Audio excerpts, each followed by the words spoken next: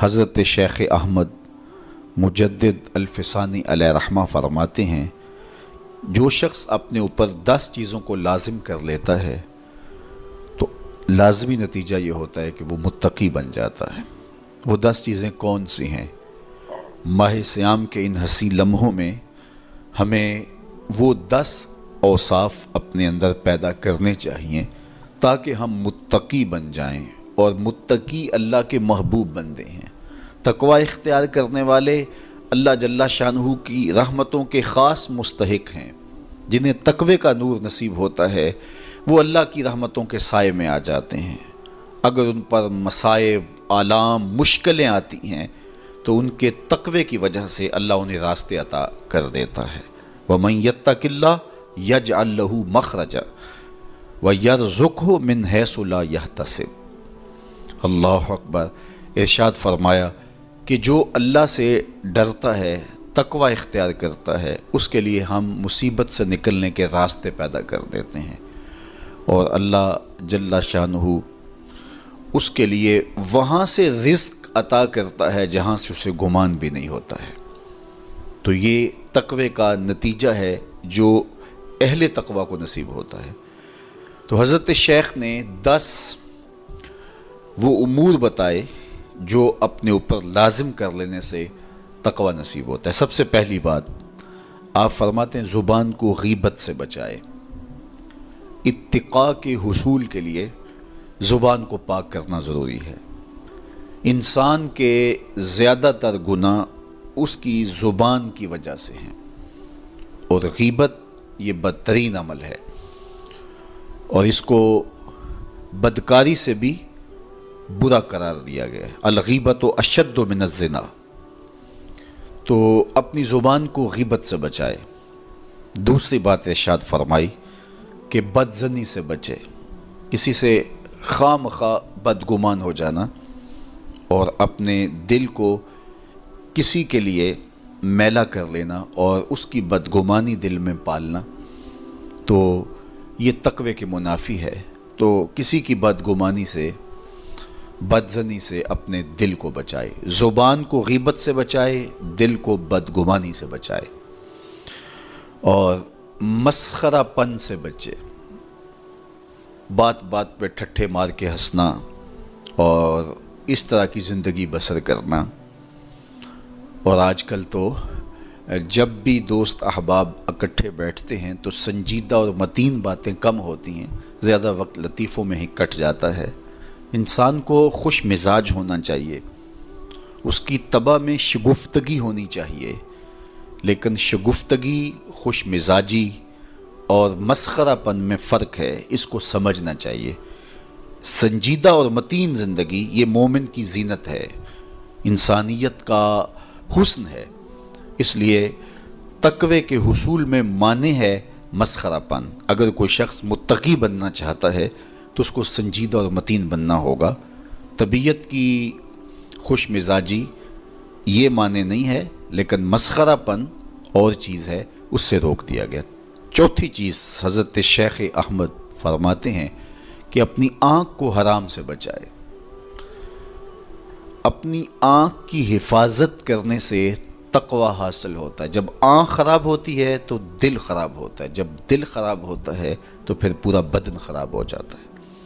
اس لیے وہ دروازہ جو کھلا ہے اور اس سے بدی شر اندر اتر رہی ہے، اور پھر اس سے آپ کا سارا نظم ہستی برباد ہو رہا ہے، تو اس دروازے کو بند کریں۔ تو اپنی آنکھ کو حرام سے بند کریں۔ پانچویں چیز ارشاد فرمائی، ہمیشہ سچ بولے۔ جھوٹا شخص کبھی متقی نہیں ہو سکتا۔ اتقاء کے حصول کے لیے اپنے آپ کو سچ کا خوگر بنانا ہوگا۔ سچ کے بغیر کبھی نہ بولیں۔ جھوٹ بولنے والے کی زبان سے شر پھیلتا ہے، اور جب کوئی شخص جھوٹ بولتا ہے تو حدیث پاک میں آتا ہے اس سے بدبو نکلتی ہے، جس کو عام لوگ تو نہیں سونگھ پاتے، لیکن اللہ کے فرشتے 1 میل دور پیچھے ہٹ جاتے ہیں۔ تو مومن سچا ہوتا ہے، مومن جھوٹا نہیں ہوتا، اور تقوی کے اصول کے لیے سچ شرط ہے۔ چھٹی چیز ارشاد فرمائی، ہر حال میں اللہ کا احسان مانے۔ جب کوئی بھی انسان پر بہتری آئے تو اس وقت یہ کہے کہ یہ میرے رب کا احسان ہے کہ مجھے یہ حاصل ہوا ہے۔ بہت سارے لوگ اپنی محنت کا نتیجہ قرار دیتے ہیں کہ یہ میں نے کیا تو اس کے نتیجے میں یہ ملا۔ بسا اوقات آپ کتنا سیدھا کام کر رہے ہوتے ہیں، کتنی محنت کر رہے ہوتے ہیں، لیکن نتیجہ اس کے برعکس آ رہا ہوتا ہے۔ سیدنا علی المرتضیٰ رضی اللہ تعالیٰ عنہ فرماتے ہیں میں نے اللہ کو اپنے ارادوں کی شکست سے پہچانا، تو یہ اس کی کرم نوازی ہے کہ اس نے ایسا کر دیا۔ صحت میرا کمال نہیں، یہ اللہ کی عطا ہے۔ علم میرا کمال نہیں، یہ اللہ کی عطا ہے۔ لہجوں کی خوبصورتی یہ اس کی عطا سے ممکن ہے۔ اس نے آنکھوں میں روشنائی رکھی، اس نے توفیق عمل نصیب فرما دی، اس نے اچھائی کی راہوں پہ گامزن کیا۔ ماہ صیام میں روزہ رکھنے کی توفیق ہوئی، صلاۃ التراویح میں حاضری کا موقع میسر آیا، دیگر صالح اعمال تلاوت کلام مجید نصیب ہوئے، تو مت سمجھے کہ یہ کوئی میرا کمال ہے۔ اللہ کا احسان مانے گا تو غرور پیدا نہیں ہوگا، تکبر پیدا نہیں ہوگا۔ تو ہر حال میں اللہ کا احسان مانے، جو بھی خیر اس کو ملے وہ کہے یہ میرے رب کی طرف سے ہے، اور اگر اس کا کرم نہ ہوتا تو یہ عمل مجھے نصیب نہ ہوتا۔ اور کتنے عمل ہیں کہ نصیب ہونے کے بعد عجب سے، تکبر سے، ریاکاری سے برباد ہو جاتے ہیں۔ کیتی کتری پئی کھو محمد تے سکہ بنیا زردہ، کتنے عمل ہیں کہ برباد ہو جاتے ہیں، تکبر آ گیا، عجب آ گیا، ریاکاری آ گئی، تو یہ اس کی طرف سے ہی ہے۔ تو جب یہ کہے گا تو عجب، تکبر، غرور کچھ پیدا نہیں ہوگا، تو پھر عمل قبول ہوگا اور انسان تقوی کی منزل تک پہنچے گا۔ ساتویں چیز، اپنا مال راہ حق میں خرچ کرے، ناحق راستے پر ایک درہم بھی خرچ نہ کرے۔ کمایا ہوا مال راہ حق میں خرچ کرنے سے اتقاء کی دولت نصیب ہوتی ہے۔ اللہ قیامت کے دن بندے کے قدم اپنے حضور سے ہٹنے نہیں دے گا جب تک اس سے 3 سوال نہیں کر لے گا۔ ان میں سے ایک سوال یہ ہوگا کہ مال کمایا کہاں سے، مال خرچ کہاں کیا۔ جس طرح مال حلال کمانا ضروری ہے، مال کو جائز جگہوں پہ خرچ کرنا بھی ضروری ہے، حق کے راستے پہ خرچ کرنا بھی ضروری ہے۔ اس لیے یہ اپنی طبع کے اندر لازم کر لے کہ کبھی بھی اس کا مال کسی ناجائز اور فضول کام میں خرچ نہ ہو، راہ حق میں اس کا مال لگے۔